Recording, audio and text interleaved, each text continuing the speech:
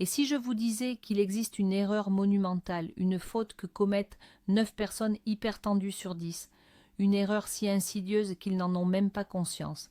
Ils croient maîtriser la situation, prennent leurs comprimés, vérifient leur tension de temps en temps, mais en réalité, ils marchent chaque jour sur une glace très mince, et sous cette glace, ce qui les attend, c'est l'AVC ou l'infarctus. Cette erreur, ce n'est pas une simple négligence. C'est tout un état d'esprit, une véritable manière de penser qui transforme le traitement en auto-illusion. Aujourd'hui, nous n'allons pas nous attarder sur des banalités. Nous allons décortiquer la psychologie de cette erreur, l'analyser dans ses moindres détails. Et je vous le promets, à la fin de cette vidéo, vous regarderez votre hypertension sous un tout nouvel angle. Êtes-vous certain de ne pas faire partie de ces 9 personnes sur 10 ? Nous allons vérifier cela ensemble. Restez avec nous, car la connaissance que vous allez acquérir aujourd'hui pourrait littéralement vous sauver la vie. Avant de plonger au cœur du problème, permettez-moi de clarifier rapidement notre propos. Imaginez un pneu de voiture. Il doit avoir une pression spécifique pour que la conduite soit sûre et agréable. Si la pression est trop basse, c'est dangereux, mais si elle est trop élevée, le pneu devient trop rigide, perd son adhérence et au moindre choc ou obstacle, il risque d'éclater. Vos vaisseaux sanguins sont ces mêmes pneus, et le sang, c'est l'air à l'intérieur. L'hypertension, c'est cette situation où vos pneus sont constamment surgonflés. Le cœur, qui est votre pompe, votre compresseur, fonctionne en permanence avec une surcharge énorme pour propulser le sang dans ces vaisseaux rigides et tendus. Et le plus terrifiant, c'est que ce processus d'usure, à la fois du cœur et des vaisseaux, se déroule dans un silence absolu. Vous pouvez rouler des années avec ces pneus surgonflés sans jamais ressentir de douleur, jusqu'à ce qu'un jour le système entier cède, provoquant la catastrophe. Comprendre cette mécanique est la clé pour prendre conscience de la gravité absolue de la situation que nous allons aborder maintenant. Le premier piège, le premier facteur de cette erreur fatale, c'est ce qu'on appelle l'illusion du bien-être. On vit avec cette conviction « tant que je me sens bien, tout va bien ». Et c'est là l'erreur la plus dangereuse. L'hypertension, ce n'est pas une douleur aiguë qui vous force à consulter immédiatement. Non, c'est une corrosion lente, silencieuse. Imaginez un instant un immense pont d'acier. Il peut rouiller de l'intérieur pendant des décennies. À l'extérieur, il paraît solide, robuste, on y circule sans crainte. Personne ne se doute de la menace cachée. Mais un jour terrible, ces structures porteuses lâchent, et le pont s'effondre. C'est exactement ce que fait l'hypertension. Elle mine vos vaisseaux sanguins pendant des années, sans le moindre symptôme, les rendant fragiles. Elle force votre cœur à travailler constamment à l'usure. Quand apparaissent les premiers signaux d'alarme, maux de tête, essoufflement, vertige, ce n'est plus le début de la maladie, c'est le signe que votre pont est déjà gravement endommagé, qu'il est au bord de la rupture.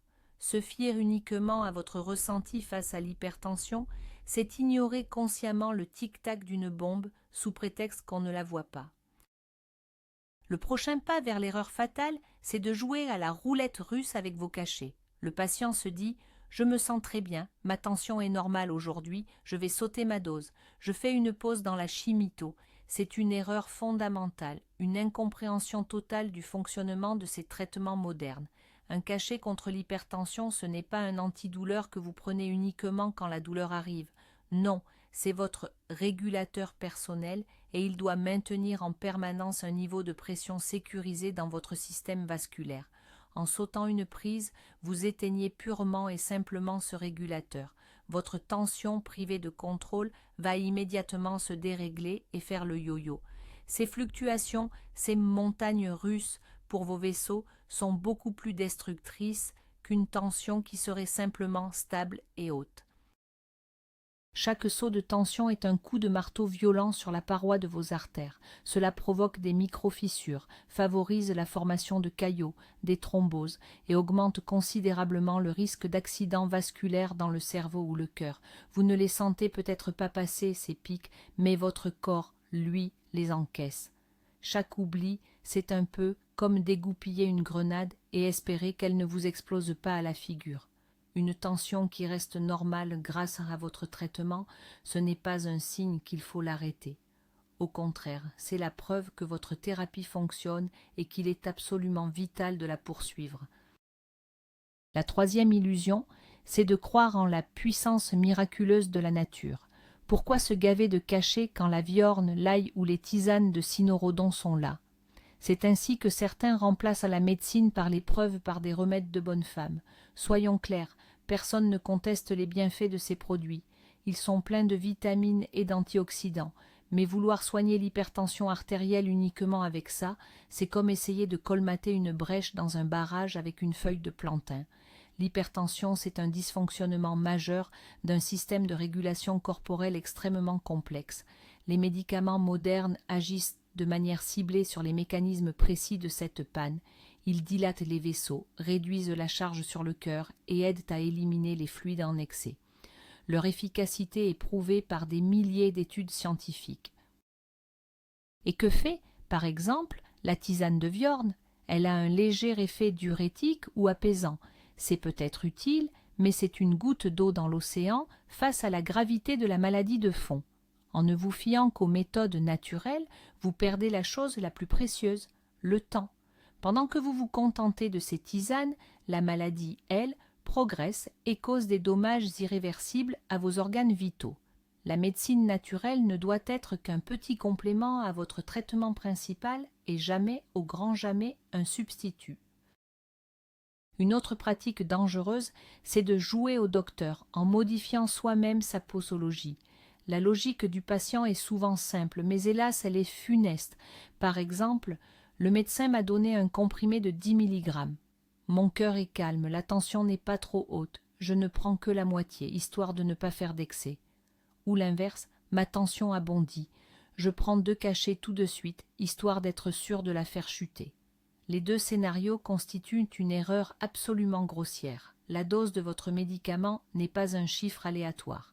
Votre médecin l'a choisi en tenant compte d'une quantité de paramètres pour établir ce que l'on appelle la fenêtre thérapeutique dans votre sang.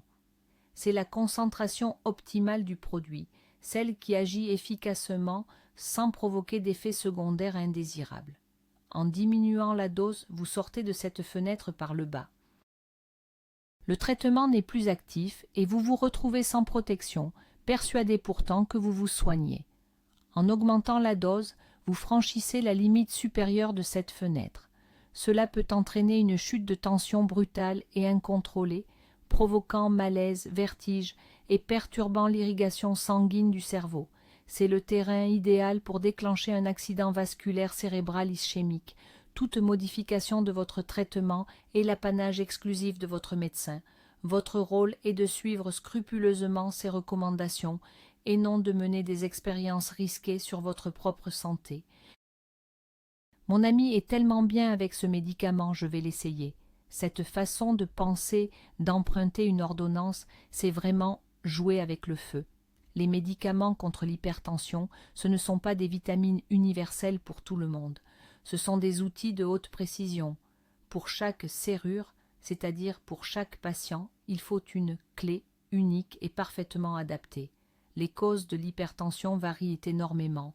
Chez l'un, c'est la rétention d'eau, chez l'autre, c'est le tonus des vaisseaux qui est trop élevé, et chez un troisième, c'est l'emballement du système nerveux. Il existe donc différentes classes de traitement et chacun agit sur un mécanisme précis. Ce qui a été parfait pour votre ami pourrait très bien n'avoir aucun effet sur vous parce que l'origine de votre hypertension n'est tout simplement pas la même. Mais ça, c'est dans le meilleur des cas. Dans le pire, cette pilule d'étrangère pourrait être strictement contre-indiquée à cause de problèmes de santé associés, desquels vous n'avez peut-être même pas conscience. Par exemple, certains médicaments très courants sont interdits si vous souffrez de la goutte ou d'asthme. En suivant le conseil d'une personne non spécialisée, vous agissez à l'aveugle. Vous risquez non seulement de ne pas en tirer de bénéfices, mais en plus de causer de sérieux dommages à votre santé. Le choix du traitement, c'est le travail individuel de votre médecin. Ce n'est absolument pas une œuvre collective. Beaucoup de patients tombent dans le piège de ce qu'on appelle le mythe de la pilule miracle. Ils sont convaincus qu'un simple cachet quotidien est la panacée qui résoudra absolument tous leurs problèmes de santé. Pourtant, ils continuent en parallèle à manger n'importe quoi, à traîner 20 kilos en trop, à fumer et à mener une vie complètement sédentaire. C'est un peu comme essayer d'écoper une piscine avec un verre sans prendre la peine de fermer le robinet qui la remplit sans cesse. Le médicament, bien sûr, est là pour vous aider. Il écope la flotte. Mais votre mode de vie, lui, c'est ce fameux robinet qui ne cesse de déverser de l'eau dans le bassin. Chaque aliment trop salé, chaque kilo superflu, représente une surcharge constante pour vos vaisseaux et pour votre cœur. Le traitement doit alors se battre non seulement contre la maladie elle-même, mais aussi contre les conséquences de vos propres choix. Tôt ou tard, son efficacité diminuera et votre tension artérielle redeviendra incontrôlable. Modifier son hygiène de vie n'est pas qu'un simple complément souhaitable, c'est le socle, c'est la base de tout. Perdre du poids, arrêter le sel et la cigarette et pratiquer une activité physique régulière. Ce sont des outils thérapeutiques extrêmement puissants, parfois plus efficaces que n'importe quel comprimé. C'est uniquement en fermant ce robinet que vous donnerez au médicament la véritable chance de faire correctement son travail. J'ai 15 sur 9,5, c'est ma tension habituelle, je m'y sens très à l'aise. Ce mythe de la norme personnelle est l'un des plus dangereux qui soit. Retenez bien ceci une fois pour toutes. Le concept de tension de travail n'existe pas en médecine. Il existe la norme, c'est tout ce qui est en dessous de 14 sur 9. Et il y a la maladie, c'est tout ce qui est au-dessus. Point final. Votre organisme peut certes s'adapter à ces chiffres constamment élevés. Avec le temps, les maux de tête disparaissent et vous avez l'impression que tout va bien. Mais cette adaptation est une pure illusion. Pendant que vous vous habituez, vos organes cibles, le cerveau, le cœur, les reins, continuent de fonctionner en mode surcharge extrême. Ils ne peuvent pas s'y faire, ils se détruisent lentement. C'est comme vivre dans une maison où l'alarme sonne sans arrêt. Au bout d'une semaine, vous ne l'entendez plus, mais la cause du déclenchement, par exemple une fuite de gaz, elle reste présente et finira par provoquer une explosion. Le but du traitement n'est pas de vous adapter à la maladie, mais de ramener ces chiffres à une norme sécuritaire pour stopper ce processus destructeur. Tout chiffre au-dessus de la normale n'est pas une spécificité individuelle, c'est une bombe à retardement. Beaucoup d'entre nous considèrent la prise de tension comme facultative. C'est le genre de choses où l'on se dit « si j'y pense, je le fais, sinon ce n'est pas très grave ». Pourtant, c'est un peu comme piloter un avion avec les instruments éteints en se basant uniquement sur son ressenti personnel. Si votre médecin veut vous prescrire le traitement le plus efficace, il lui faut une véritable carte de vol, c'est-à-dire des données objectives sur la façon dont votre tension artérielle se comporte tout au long de la journée. Et cette carte, seule, vous pouvez la dessiner en remplissant assidûment votre carnet d'automesure. C'est votre apport le plus précieux à la réussite de votre traitement. Notez vos chiffres le matin, avant la prise des comprimés, et le soir, juste avant de dormir. Mentionnez également votre pouls, ainsi que tout symptôme étrange ou événement particulier, comme un moment de stress ou un effort inhabituel. Ce journal est un outil essentiel pour votre docteur, une sorte de décodeur. Il révèle les pics de tension qui n'apparaissent pas toujours, évalue la durée réelle d'efficacité de votre médicament et aide à comprendre pourquoi la thérapie n'a pas l'effet escompté. Sans ces données, il est obligé de prendre une décision basée sur l'unique mesure faite dans son cabinet, laquelle est presque toujours faussée par le stress du rendez-vous. C'est ce qu'on appelle le fameux syndrome de la blouse blanche. Remplir ce carnet vous transforme d'un simple patient en un acteur essentiel du processus de soins, multipliant ainsi les chances de réussite. En clair, vous cessez de voler à l'aveugle. Il existe aussi l'autre extrême que l'on pourrait appeler le réflexe de la pilule SOS ou le réflexe d'urgence. Quand on voit le tensiomètre affiché 170 sur 100, on panique immédiatement et on prend une dose supplémentaire de médicaments pour faire chuter la tension rapidement. Or, dans la majorité des cas, cette réaction impulsive fait plus de mal que de bien. Une simple augmentation de la pression artérielle surtout si elle est causée par l'anxiété ou un effort physique, n'est pas un motif de panique. C'est une réaction physiologique normale. Au lieu de se précipiter sur les comprimés, il faut simplement s'asseoir, se calmer, respirer profondément pendant 10 à 15 minutes, puis reprendre la mesure. Souvent, la tension redevient normale d'elle-même. Prendre des médicaments supplémentaires de manière incontrôlée peut provoquer une chute brutale de la tension, une hypotension, ce qui est bien plus dangereux qu'une hausse temporaire. Cela peut entraîner une grande faiblesse, une perte de conscience et une mauvaise irrigation du cerveau. Il ne faut pas s'acharner à faire baisser la tension à chaque pic, mais plutôt soigner l'hypertension de manière systémique en prenant les traitements planifiés et prescrits par votre médecin. Quant à la prise exceptionnelle de médicaments ou l'appel aux urgences, cela n'est justifié qu'en cas de crise hypertensive. C'est quand, en plus des chiffres très élevés, surviennent des symptômes alarmants, un mal de tête insupportable, une douleur derrière le sternum ou des troubles neurologiques. Je vais prendre mes comprimés pendant 1 mois, ma tension va se stabiliser et ce sera terminé. Cette fausse idée d'une ligne d'arrivée repose sur une mauvaise compréhension de la nature de la maladie. L'hypertension, ce n'est pas un rhume qu'on peut soigner avec un cycle d'antibiotiques, c'est, dans la grande majorité des cas, une maladie chronique qui vous accompagne toute votre vie. On ne peut pas la guérir, on ne peut que la contrôler. Imaginez que vous ayez une mauvaise vue. Vous ne portez pas vos lunettes pendant 1 mois pour ensuite les jeter en espérant que votre vision se soit corrigée, n'est-ce pas ? Non, vous les portez en permanence pour bien voir. C'est exactement la même chose avec les médicaments contre l'hypertension. Vous les prenez non pas pour guérir, mais pour maintenir constamment votre pression artérielle à un niveau sûr et pouvoir vivre pleinement. Dès que vous arrêtez le traitement, la maladie ne s'évanouit pas. Les mécanismes qui font monter la tension se réactivent et tout revient à la case départ. Le traitement de l'hypertension n'est pas une course de courte durée, c'est un marathon à vie. Accepter cette réalité est la clé qui sépare un contrôle réussi de la maladie des récidives et des complications constantes. Face à l'apparition d'un effet indésirable, comme une toux sèche ou des œdèmes, beaucoup de patients font une erreur dramatique. Ils se disent « ce médicament ne me va pas, il est dangereux, je l'arrête ». Ils stoppent tout simplement leur traitement, sans même prendre la peine de consulter leur médecin. C'est un peu comme faire demi-tour et rentrer chez soi dès la première difficulté sur votre chemin. C'est une capitulation. Oui, les effets secondaires, ça arrive. Mais ce n'est pas une raison pour abandonner le combat pour votre santé. C'est au contraire le moment de changer de stratégie.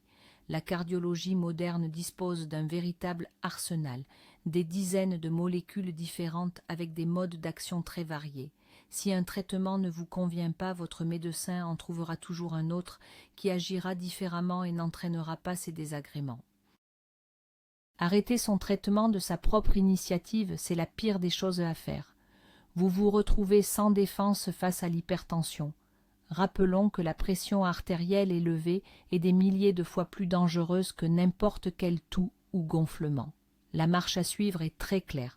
Vous ressentez un effet secondaire, vous en informez immédiatement votre médecin et ensemble, vous trouvez une alternative. Ne laissez jamais des difficultés passagères vous priver de l'essentiel, votre protection contre l'AVC et l'infarctus. Je ne veux pas être esclave de ces médicaments, j'ai peur de tomber dans la dépendance. Cette peur d'une dépendance médicamenteuse est une idée reçue, certes tenace, mais totalement infondée. Les traitements contre l'hypertension ne créent pas de dépendance, du type de celle causée par les drogues ou les anxiolytiques. Ils n'ont aucune incidence sur votre mental et ne provoquent pas de syndrome de sevrage douloureux.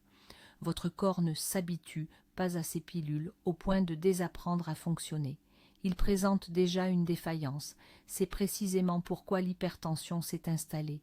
Le médicament n'est pas là pour créer un besoin, mais pour compenser un dysfonctionnement déjà présent dans votre système de régulation.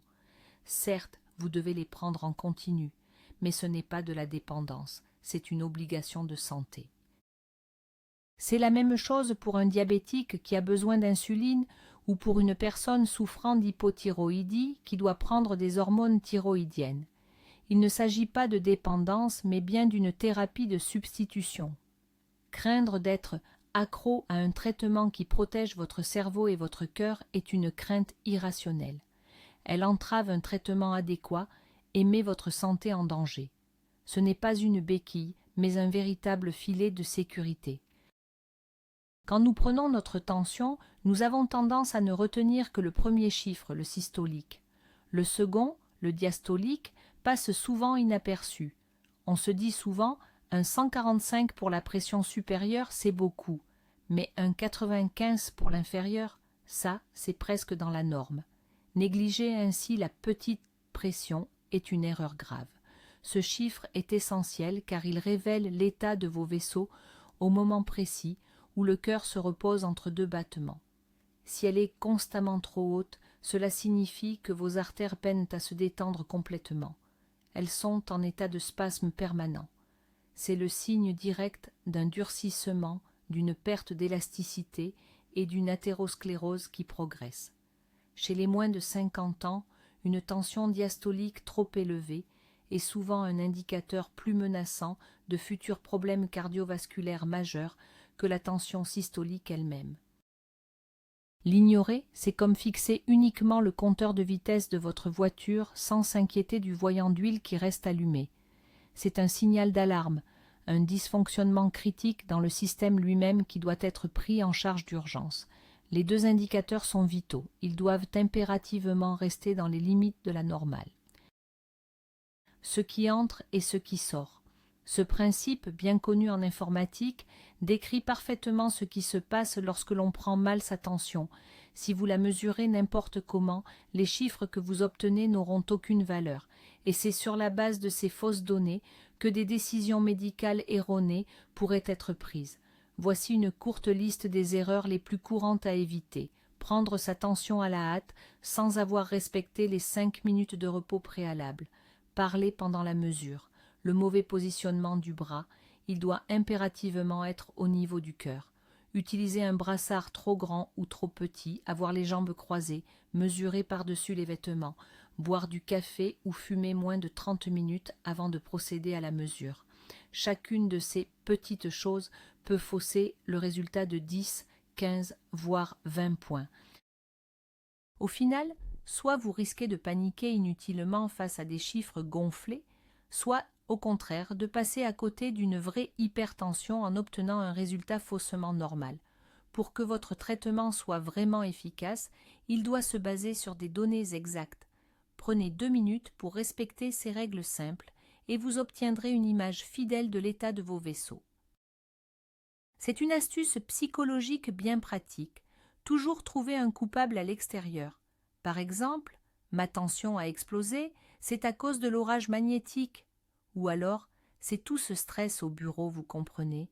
Se décharger de la responsabilité sur des facteurs externes, c'est la classique stratégie de l'autruche qui met la tête dans le sable. Bien sûr, la météo ou le stress peuvent jouer sur la tension, mais chez quelqu'un en bonne santé, ces variations restent minimes car le système de régulation interne fonctionne parfaitement et s'adapte rapidement. Si, par contre, votre tension monte en flèche au moindre coup de stress ou changement de temps, cela veut dire que votre système est déjà défaillant. Les facteurs extérieurs ne sont que des catalyseurs.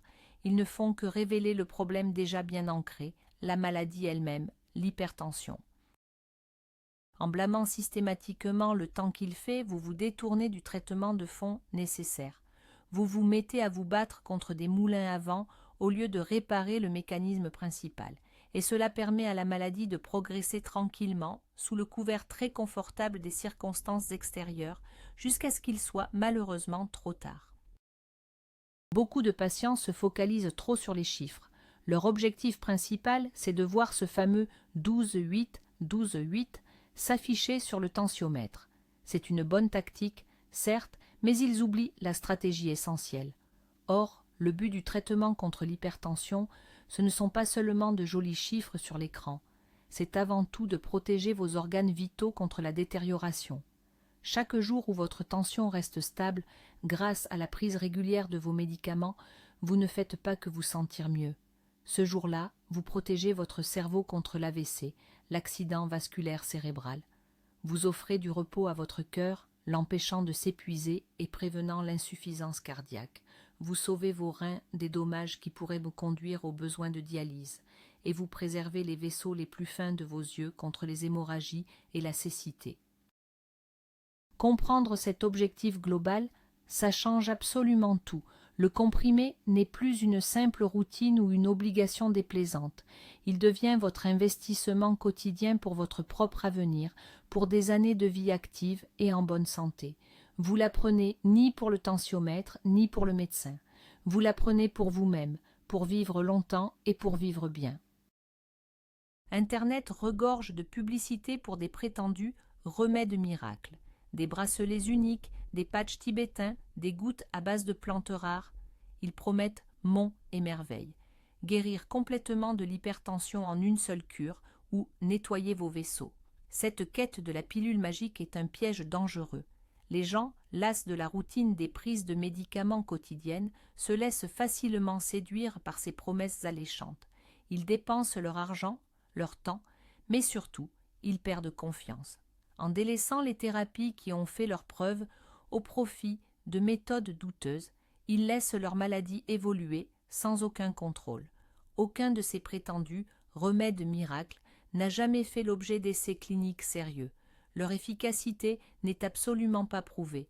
Dans le meilleur des cas, c'est un simple placebo. Dans le pire, c'est une poudre de perlimpinpin ou même un produit potentiellement nocif.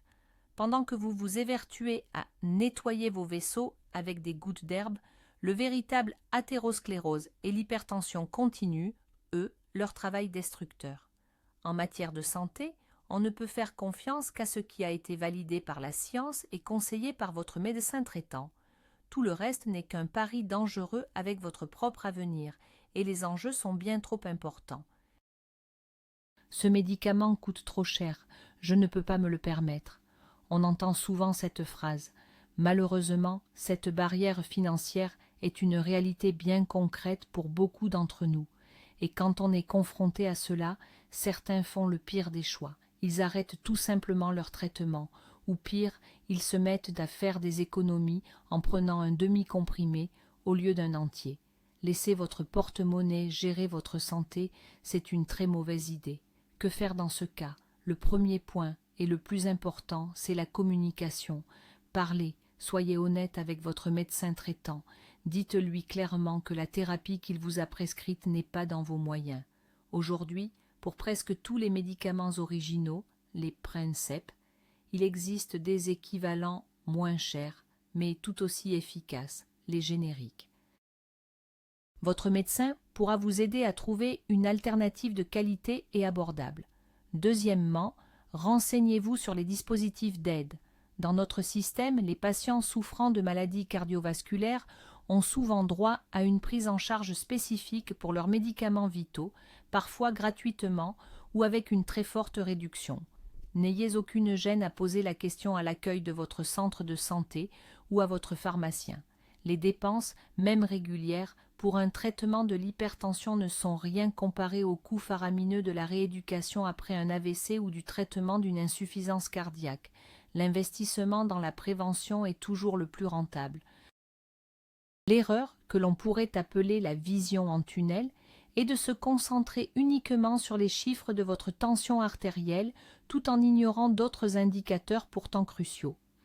L'hypertension est rarement un problème isolé. Elle a des compagnons fidèles, un taux élevé de mauvais cholestérol, le LDL, et une glycémie trop importante. Ces trois éléments sont de véritables complices dans une attaque contre la santé de vos vaisseaux.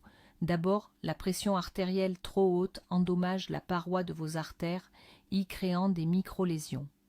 Le cholestérol, lui, vient immédiatement coller sur ces lésions, formant alors les plaques d'athérome. Enfin, l'excès de sucre rend le sang plus visqueux et accélère la croissance de ces plaques. En agissant de concert, ce trio multiplie considérablement le risque d'infarctus et d'accident vasculaire cérébral, AVC. Se concentrer uniquement sur la tension, c'est comme arrêter un seul des trois malfaiteurs. Il est donc essentiel de vérifier régulièrement vos taux de cholestérol et de glucose. Si ces marqueurs sont élevés, votre médecin vous prescrira un traitement adapté, des statines pour maîtriser le cholestérol et des médicaments pour faire baisser la glycémie. Seule une action concertée sur ces 3 fronts garantira une protection et une sécurité optimale pour votre système vasculaire. Et la dernière erreur, peut-être la plus cruciale, c'est ce qu'on appelle le déni psychologique ou le syndrome du non-moi. Quand on se sent encore en pleine forme, on refuse tout simplement de croire qu'une maladie chronique pourrait nous toucher. On se dit « ce n'est pas pour moi ça, c'est le genre de choses qui arrivent aux autres, aux plus âgés. Moi, c'est juste la fatigue, rien de plus. » C'est une tentative inconsciente de protéger notre perception du monde, celle où la maladie n'a pas sa place. Mais cette protection est un très mauvais service que l'on se rend. Tant que l'on reste dans cette phase de déni, on reporte la consultation chez le médecin, on ignore les signaux d'alarme, on trouve 1001 excuses pour ne rien changer. Pendant ce temps, la maladie, elle, n'attend pas. Elle travaille en silence et méthodiquement pour détruire l'organisme. Accepter un diagnostic, ce n'est pas une faiblesse. Au contraire, c'est un acte de courage et de force, c'est regarder la réalité en face et reprendre le contrôle de sa propre vie. Reconnaître le problème, c'est le premier pas, le plus essentiel, vers sa résolution. Plus vite vous sortirez du déni et commencerez à agir, plus vous aurez de chances de vivre longtemps et en bonne santé, malgré le diagnostic. Ce n'est pas une condamnation, c'est une feuille de route pour agir. Alors, quelle est donc cette erreur fatale commise par 9 personnes sur 10 ? Comme vous l'avez compris, il ne s'agit pas d'une faute isolée. C'est une véritable cascade de mauvaises décisions, d'idées reçues et de mauvaises habitudes, souvent basées sur un manque de compréhension ou une certaine légèreté. C'est le réflexe de rejeter la faute sur notre état général, sur le mauvais temps, ou de se fier uniquement aux remèdes de grand-mère. C'est surtout de jouer à l'apprenti sorcier avec ses propres médicaments. C'est ignorer les risques annexes et refuser d'accepter que notre maladie soit de nature chronique.